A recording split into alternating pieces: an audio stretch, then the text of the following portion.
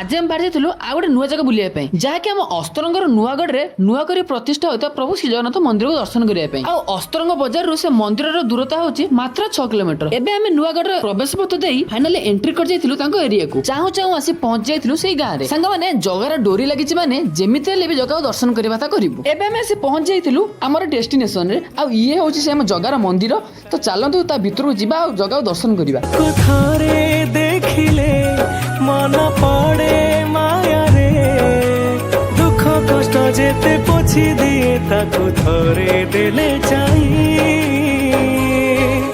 ता बाईसी पाहाच पड़ीची बैकुंठपुर जा। आ ये मंदिर को देखिले जहाँ लगुचे मंदिर निर्माण शैली आ कलर द्वारा कॉम्बिनेशन पूरा बढ़िया है। जहाँ हो आज चतुर्था मूर्ति को दर्शन कर सारा पर मन को पूरा शांति मिलगला। तो अस्त्रंग पिला माने किए के एठाको आसी वीडियो रे निश्चय कमेंट करिवे। एठी रहउछु जय जगन्नाथ।